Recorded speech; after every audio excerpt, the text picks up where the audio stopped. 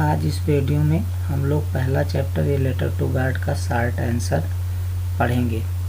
जैसे दिया गया है, what are rain drops compare to and why, यानी बारिश की बूंदों की तुलना किससे की गई और क्यों। अब यहाँ पर हम देखते हैं आंसर में, rain drops are compare to new coins 5 cent and 10 cent pieces. वर्षा की तुलना नए सिक्कों से की जाती है, नए सिक्कों से की जाती है 5 सेंट और 10 सेंट के टुकड़ों से। इट इज़ बिकॉज, ऐसा इसलिए है क्योंकि दे प्रॉमिस्ड ये good harvest and good money, उन्होंने अच्छी फसल और अच्छे पैसे का वादा किया था। अब दूसरा प्रश्न देखते हैं, लिखा है व्हाट प्रॉमिस्ड ये गुड हार्वेस्ट, अच्छी फसल की क्या सच्चाई थी या क्या वादा था। तो अकॉर्डिंग लेंचो के अनुसार the field of ripe corn dotted with flowers, यानी फूलों के साथ पके हुए अनाज के खेत ऑलवेज सदैव प्रॉमिस्ड वादा करते थे ये गुड हार्वेस्ट, मतलब अच्छे फसल का। That is why he was expecting a good harvest, जिससे कि उन्हें एक अच्छे फसल का आशा था। अब तीसरा क्वेश्चन देखते हैं। तीसरा है हमारा, how did Lencho's prediction about rain come true. दिया गया है कि वर्षा के विषय में लेंचो की भविष्यवाणी सच कैसे साबित हुई।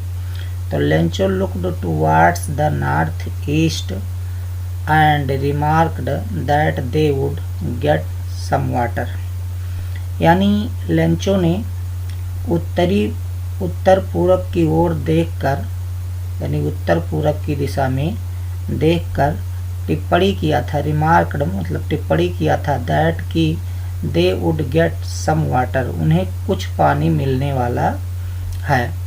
हिज प्रिडिक्शन केम ट्रू, ये भविष्यवाणी सच आया। When it started raining in the evening, जब वो शाम को बारिश होना शुरू हो गया।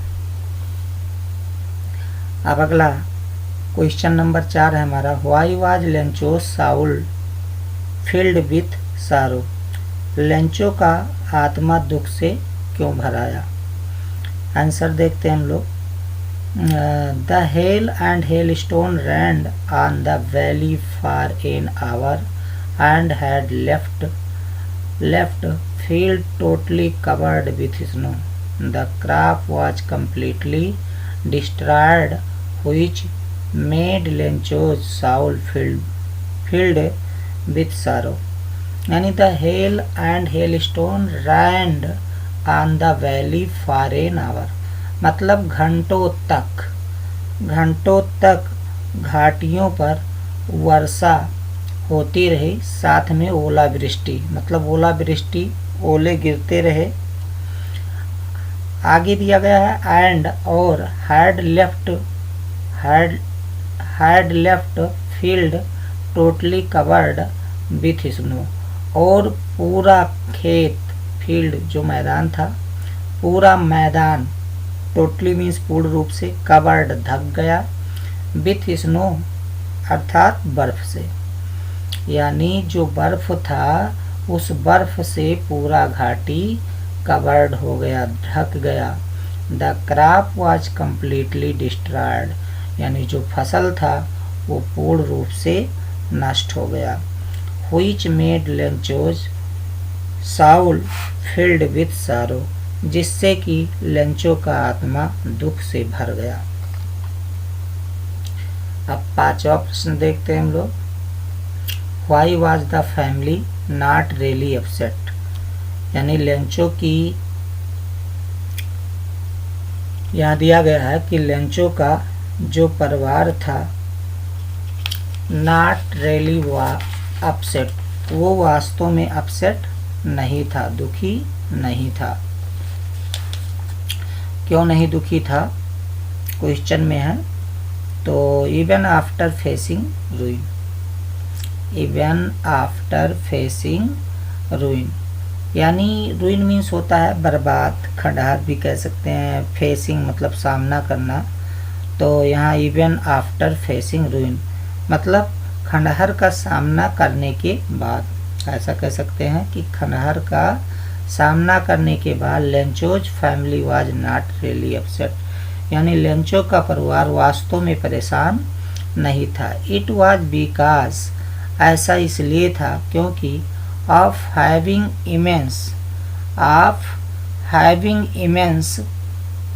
इमेंस फेथ इन गॉड, यानी क्योंकि उन्हें ईश्वर में अटूट विश्वास था, यानी अटूट विश्वास होने के कारण एंड दे वर कॉन्फिडेंट, मतलब उन्हें विश्वास था that God would help them, कि मतलब ईश्वर उनका मदद करेगा।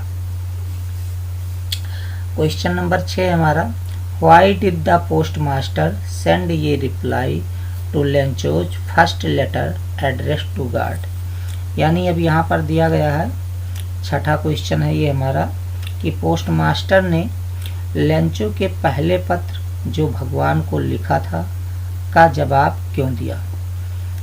तो आंसर देखिए, the post master was a kind hearted and amiable man, यानी जो पोस्ट मास्टर था वो दयालु हृदय का और खुशमिजाज व्यक्ति था। He was impressed by Lencho's firm faith in God, यानी उसने ईश्वर के प्रति अटूट विश्वास को देखकर इम्प्रेस्ड प्रभावित हो गया। And to sustain that faith, और फिर विश्वास को ऐसे बनाए रखने के लिए ही sent a reply to Lencho, यानी वह लेंचो को जवाब भेजा या जवाब दिया।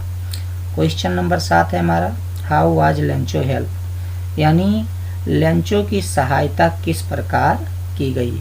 हाउ वाज लेंचो हेल्प, यानी लेंचो की सहायता किस प्रकार की गई। द पोस्ट मास्टर ये genius and kind hearted man read Lencho's letter to God and to maintain Lencho faith he raised money from friends and collects and sent it to Lencho in the name of God, यानी उस post master ने ये generous and kind hearted, जो कि एक दयाल और उदार व्यक्ति था, read Lencho's letter to God, यानी ईश्वर के प्रति लेंचो के पत्र को पढ़ा।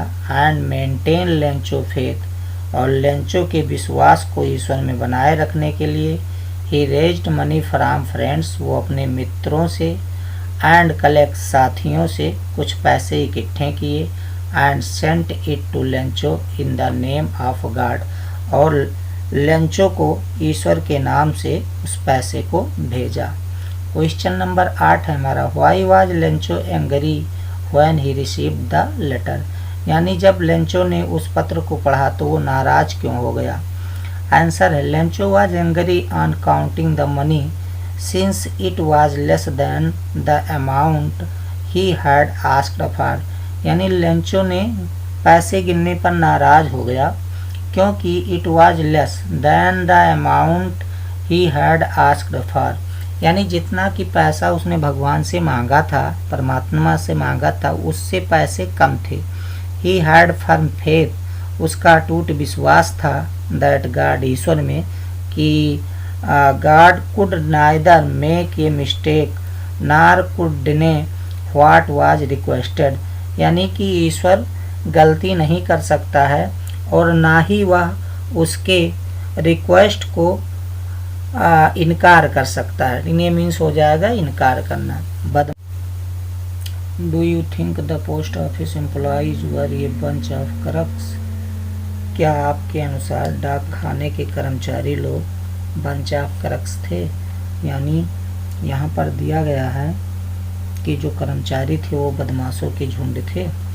तो इसका आंसर होगा the employees of the post office were not crux, यानी डाक खाने के जो कर्मचारी थे वो बदमाशों के झुंड नहीं थे, बल्कि they had in fact collect the money to give Lencho, वो लेंचो को देने के लिए पैसों को इकट्ठा किए, एंड हेल्प्ड हिम आउट, और उसका सहायता किए।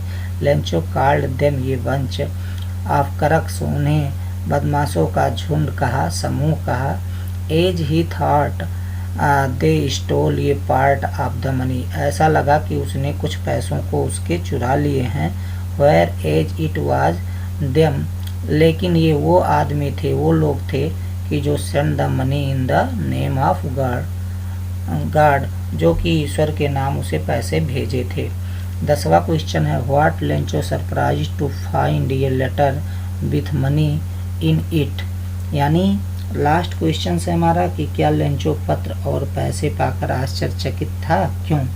तो Lencho was not at all surprise to find ये letter with money in it, यानी लेंचो को पत्र में पैसे मिलने पर बिल्कुल भी आश्चर्य नहीं हुआ।